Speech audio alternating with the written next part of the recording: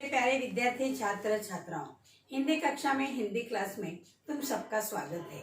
सुप्रभात, सुस्वागतम, सुस्वागतम। आज हम दूसरी इकाई पाठ छठा हम उस धरती की संतति है पूरक पठन पद्य का अभ्यास करेंगे। पद्य को पढ़ेंगे, समझेंगे। सबसे पहले कवि परिचय हम सुनेंगे, पढ़ेंगे। प्रस्तुत कविता कव्वाली के रूप में लिखी रचना है, जिसमें कवि उमाकांत मालवीय जी ने लड़के और लड़कियों के दलों के बीच नोक झोंक पेश करते हुए देश के शूरवीर ऐतिहासिक एवं पौराणिक चरित्रों का उल्लेख किया है। कविता के पहले चरण में लड़कों का दल और दूसरे चरण में लड़कियों का दल द्वारा देश के वीर वीरांगनाओं की प्रशंसा की गई है। तीसरा चरण लड़के और लड़कियां दोनों समूह मिलकर प्रस्तुत करते हैं और स्त्री पुरुष भेदभाव मिटाकर समानता का आग्रह करते हैं, क्योंकि भारत माता के रथ के पहिए स्त्री और पुरुष दोनों हैं। यह बात हमें भूलनी नहीं चाहिए। तो इस स्त्री पुरुष दोनों भारत माता के रथ के दो पहिए हैं। एक दूसरे के बिना वे अधूरे हैं, पूरे नहीं हो सकते। इस दुनिया में, इस संसार में अपना परिवार एक दूसरे के बगैर नहीं हो सकता। रथ के दो पहिए के समान है और देश के लिए दोनों आवश्यक है। यही इस कविता में उमाकांत मालवीय ने हमें बताने का प्रयत्न किया है और समानता दर्शाई गई है। स्त्री और पुरुष में कोई भेदभाव हमें नहीं करना चाहिए। अब जमाना समाज बहुत बदल गया है।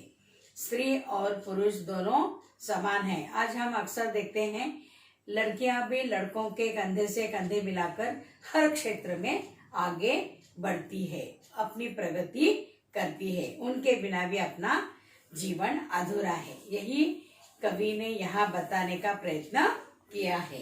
तो पहले पैराग्राफ में जैसे मैं पद्य पढ़ती हूँ, सुनो। हम उस धरती के लड़के हैं, जिस धरती की बातें क्या कहिए, अजी क्या कहिए, हाँ क्या कहिए। यह वह मिट्टी जिस मिट्टी में खेले थे यहाँ ध्रुव से बच्चे। यह मिट्टी हुई प्रहलाद जहाँ जो अपनी लगन के सच्चे। शेरों के जबड़े खुलवा कर थे जहाँ भरत दतुली गिनते। जयमल पत्ता अपने आप थे, नहीं किसी को कुछ गिनते। इस कारण हम तुमसे बढ़कर हम सबके आगे चुप रहिए, अजी चुप रहिए, हाँ चुप रहिए। हम उस धरती के लड़के हैं। तो लड़के लड़कियों को जोर लगाकर तुमसे भी हम आगे हैं, बढ़ते हैं, ऐसा बताते हैं। तो यहाँ पर हम उस धरती के डैश डैश धरती के लड़के हैं। कविता में लड़कों पुरुष जाति को लड़कियों स्त्रियों से बढ़ चढ़कर बताते हुए लड़के अपनी प्रशंसा भी करते हैं। हम उस धरती पर रहने वाले लड़के हैं। जितने उनकी प्रशंसा की जाए कम है। यह वही धरती है जहाँ ध्रुव जैसे महापुरुष का जन्म हुआ था और वे इसी मिट्टी में खेले थे। इस मिट्टी में भक्त प्रहलाद का जन्म भी हुआ था। सारी दुनिया को मालूम है कि वे अपनी धुन के कितने सच्चे थे। यहीं पर भरत जैसे वीर और साहसी पुरुष का जन्म हुआ था। वे इतने निडर थे कि शेरों के मुंह खुलवाकर उनके दांत गिरा करते थे, यानी बहुत बहादुरी से वे काम किया करते थे। जयमल और पत्ता जैसे वीर इसी मिट्टी में पैदा हुए थे, जो अपने जैसे वीर किसी को समझते ही नहीं थे। लड़के लड़कियों को नीचा दिखाते हुए कहते हैं कि इन सभी कारणों से हम लड़के तुम लोगों यानी लड़कियों से बढ़कर है। इसीलिए तुम सब लड़कियों हमारा पुरुषों का सामना नहीं कर सकती हो। अतः हमारे सामने तुम सब अपना मुंह बंद रखो, कुछ बोलने की कोशिश मत करो। ऐसा लड़के लड़कियों को इन पंक्तियों में कवि उनके द्वारा हमें बताते हैं। तो यहाँ पर ध्रुव, प्रहलाद, जयमल पत्ता, भरत जैसे महान पुरुष इस पृथ्वी पर ही जन्मे हैं। भरत के नाम से भरत राजा था और उन्हीं के नाम से तो भारत का नाम भारत पड़ गया। भरत के नाम से ही भारत पड़ गया। तो यहाँ पर लड़के और लड़कियां, लड़के अपनी प्रशंसा करते हुए लड़कियों को नीचा दिखाते हुए यह कव्वाली गाते हैं। दूसरे पैराग्राफ में दूसरे 5-6 पंक्तियों में कवि लड़कों के और लड़कियों के मार्फत क्या कहना चाहते हैं उसे हम अब दोहराएंगे। पद्य पंक्तियां। बातों का जनाब शूर नहीं, शेखी न बघारे, हाँ चुप रहिए। हम उस धरती की लड़की हैं, जिस धरती की बातें क्या कहिए, अजी क्या कहिए, ही क्या कहिए। जिस मिट्टी में लक्ष्मीबाई जी जन्मी थी, झांसी की रानी, रजिया सुल्तान दुर्गावती जो खूब लड़ी थी मर्दानी। जन्मी थी बीबी चांद जहां, पद्मिनी के जौहर की ज्वाला। सीता सावित्री की धरती, जन्मी ऐसी ऐसी बाला। कर डिंग जनाब उड़ाएंगे तो मजबूत ताने सहिए, ताने सहिए, ताने सहिए। हम उस धरती की लड़की हैं। पहले पैराग्राफ में लड़कों ने अपनी प्रशंसा करते हुए लड़कियों को नीचा बताया था। अब दूसरे पैराग्राफ में लड़कियां लड़कों को कहते हैं हम तुमसे भी आगे हैं, तुमसे भी बढ़कर है, एक गुना ज्यादा। तो उनकी प्रशंसा करते हुए लड़कियां कहते हैं। लड़कियों ने लड़कों को चुप कराते हुए कहा कि इस तरह स्वयं की प्रशंसा करना, बातें बनाना अच्छी बात नहीं है, अतः लड़कों को चुप ही रहना चाहिए। भारत भूमि की लड़कियां भी कम नहीं हैं, उन्हें उनके बारे में ही बहुत कुछ कहा जा सकता है। इसी मिट्टी में झांसी की रानी लक्ष्मीबाई का जन्म हुआ। रजिया सुल्ताना दुर्गावती जैसे रानियों ने रणभूमि में अपना पराक्रम, अपना शौर्य दिखाया है और दुश्मन को लोहे के चने चबवाए हैं। इसी धरती पर चांद बीबी का भी जन्म हुआ है। इसी धरती पर रानी पद्मिनी के जौहर की ज्वाला जली। यह सीता सावित्री जैसे दिव्य नारियों की भूमि है। अतः पुरुषों के बारे में बड़ी बड़ी बातें कहोगे तो हम लड़कियों से ताने सुनने के लिए तैयार हो जाओ। तो पहले पैराग्राफ में लड़के अपनी प्रशंसा करते हुए लड़कियों को कम बताते हैं, नीचा बताते हैं, तुच्छ लेते हैं। लेकिन दूसरे पैराग्राफ में कव्वाली में ऐसे चढ़ उतार रहता है। अभी दूसरे पैराग्राफ में कव्वाली में लड़कियां शूरवीर हैं, उन्होंने उदाहरण में भी दिया है रानी लक्ष्मीबाई, उसके बाद दुर्गावती, रजिया सुल्तान, फिर सीता सावित्री जैसे लड़कियों ने यहाँ पर महान रथियों ने जन्म लिया है। हम तुमसे भी बढ़कर है। इसी प्रकार से लड़कियां लड़कों को नीचा दिखाते हैं। उसके बाद थर्ड पैराग्राफ में यो आप खपा क्यों होती हैं, टंटा काहे का आपस में, हमसे तुम या तुमसे हम, बढ़ चढ़कर क्या रखा इसमें। झगड़े से कुछ हासिल होगा, रख देंगे बातें उलझा के, बस बात पते की इतनी है, ध्रुव या रजिया भारत माता के रथ के हैं हम दोनों ही दो पहिए, अजी ओ पहिए, दो पहिए हम उस धरती की संतति है। तो तीसरे पैराग्राफ में क्यों लड़ते हैं हम आपस में, क्यों झगड़ते हैं। अंत में लड़के और लड़कियां दोनों की अपनी गलती को एहसास हुआ कि वे व्यर्थ ही आपस में एक दूसरे पर नाराज हो रहे हैं। ये तो अभ्यासक्रम में तुम्हें कव्वाली के रूप में कव्वाली के बारे में जानकारी देने के लिए कवि ने यह कविता रखी है, पद्य रखा है पूर्वक पठन का। लेकिन अंत में पहले इसमें लड़के लड़कियों को नीचा बताते हैं अपनी प्रशंसा करते हुए।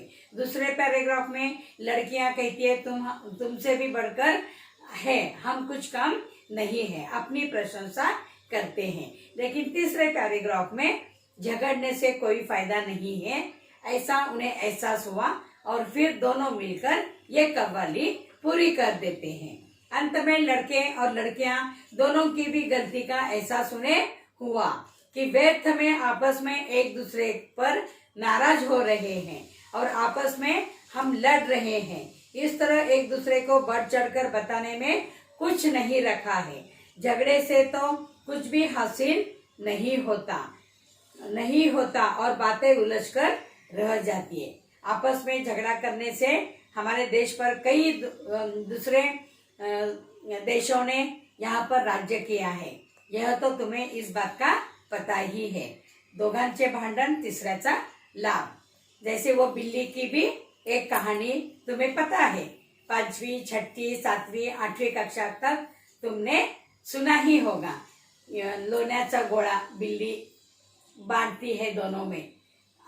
दोनों बिल्लियों को तो कुछ भी नहीं मिलता, लेकिन जो बांटने को आता है बिला वही खा जाता है।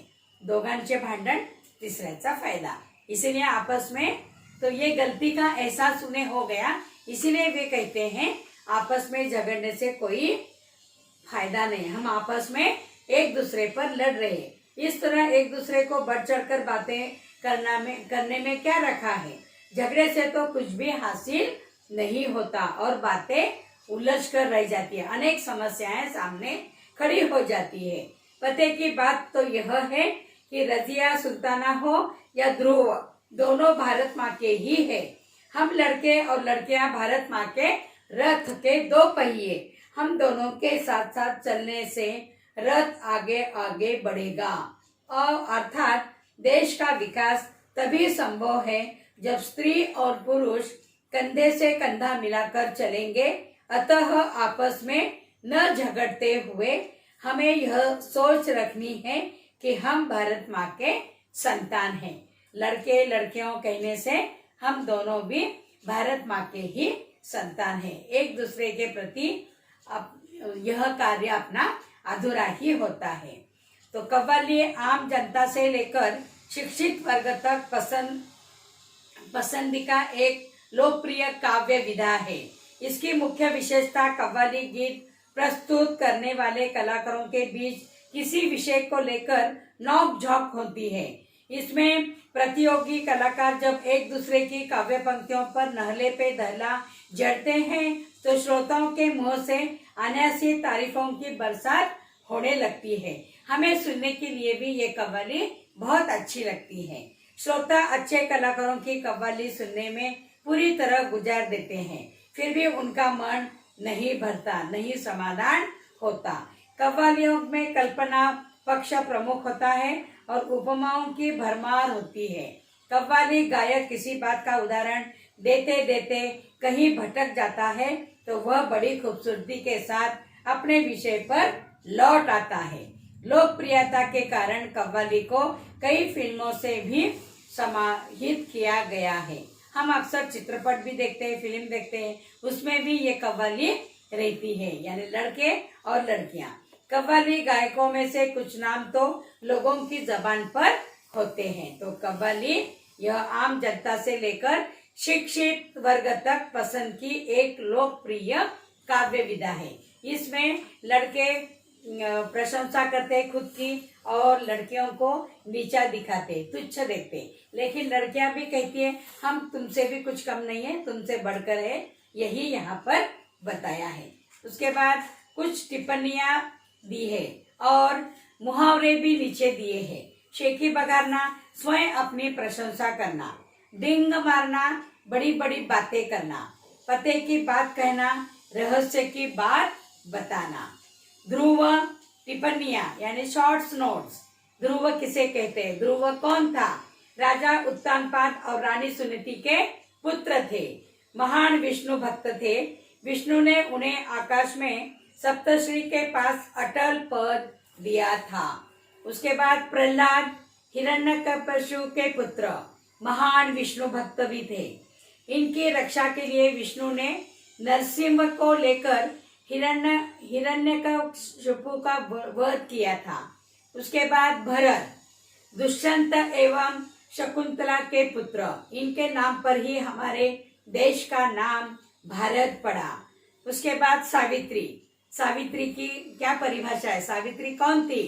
राजा अश्वपति की कन्या, सत्यवान की पत्नी और महान पतिव्रता स्त्री थी। इन्होंने यम से अपने पति के प्राण छुड़ाए थे। यम से पति के प्राण गए थे, लेकिन जाते जाते उन्होंने यम से अपने पति के प्राण वापस लाए थे। इसीलिए इसे महान पतिव्रता स्त्री भी कहा गया है। सीता, सीता तो तुम्हें पता है, जनक की कन्या है, जनक राजा की पुत्री है और इन्हें वैदेही, जानकी आदि नामों से भी जाना जाता है। ये जमीन की जोताई करते समय मिली थी, इसीलिए इनका नाम सीता पड़ा। और अयोध्या के राजा श्री रामचंद्र जी की पत्नी भी थी, जिसका हरण रावण ने किया था। इस बात का पता तुम्हें इसके पहले कविता में हमने बताया था। उसके बाद लक्ष्मीबाई, लक्ष्मीबाई झांसी की रानी, महान वीरांगना, अपने दत्तक लिए हुए पुत्रों को पीठ पर बांधकर कैसी लड़ाई की थी, इसके बारे में भी हमें पता है। तो शूरवीर वीरांगना महारानी लक्ष्मीबाई। उसके बाद चांद बीबी, अहमदनगर राज परिवार की गुणी स्त्री थी। मुगलों ने निजाम शाही की राजधानी अहमदनगर पर आक्रमण किया था, तो चांद बीबी ने बड़ी बहादुरी से किले पर उनका सामना किया था, उनसे डटकर मुकाबला किया था। पर सरदारों के षड्यंत्र के कारण वह वहां पर ही मारी गई। रजिया सुल्तान, रजिया सुल्ताना दिल्ली के सुल्तान अल्तमश की बेटी थी। अल्तमश ने रजिया सुल्तान को अपने उत्तराधिकारी के रूप में नियुक्त किया था। सारी जिम्मेदारी उनकी उन पर दी थी और जो कुछ उनकी इस्टेट थी वे सारी इस्टेट उन्होंने उनको उत्तराधिकारी के रूप में दी थी। वह सेना का नेतृत्व स्वयं किया करती थी। उसके बाद जयमल और पत्ता दोनों महान शूरवीर योद्धा थे। उन्होंने चित्तौड़ पर अकबर द्वारा किए गए हमले को बहादुरी पूर्वक सामना किया था। उसके बाद दुर्गावती भारत की वीरांगना स्त्री थी। उनका जन्म प्रसिद्ध चंदेल राज्य किरीट राय के परिवार में हुआ था। वे गोडम्बाना राज्य की रानी थी, शूरवीर पराक्रमी रानी थी। उसके बाद पद्मावती चित्तौड़ के राजा रतन सिंह की यह पत्नी थी। अपनी सुंदरता के लिए बहुत प्रसिद्ध थी, अति सुंदर थी। दिल्ली के सुल्तान अलाउद्दीन खिलजी ने उनकी सुंदरता के बारे में सुनकर चित्तौड़ पर आक्रमण किया था। राजपूत बहादुरों ने मरते दम तक उसका सामना किया। अंत में वीरांगना पद्मावती ने अन्य राजपूत स्त्रियों के साथ किले में जौहर कर लिया था। इस प्रकार इस पाठ में तुम्हारे टेक्स्ट बुक में नीचे कुछ टिप्पणियां दी है। सबसे पहले कविता पूरक पठन की ये पद्य है, इसी का वाचन करो। उसके बाद शब्द संसार में जो शब्दार्थ दिए उसे लिखो। फिर कुछ टिप्पणियां हैं, मुहावरे भी है, उन मुहावरों को भी लिखो। अगली तासिका में हम इसी कविता का स्वाध्याय पूरा करेंगे। तो समझ में आ गया सभी को? तो इस कविता में कवि नारी अपना वर्चस्व बताती है, लड़के ने अपना वर्चस्व बताया, लेकिन रानी भी कुछ कम नहीं थी, ऐसा भी उन्होंने कहा। अंत में दोनों को ये बात का एहसास हुआ आपस में झगड़ने से कोई फायदा नहीं है, इसीलिए हम दोनों मिलकर ये कव्वाली गाते हैं और एक दूसरे को समझकर आगे उन्नति करते हुए आगे भी बढ़ते हैं।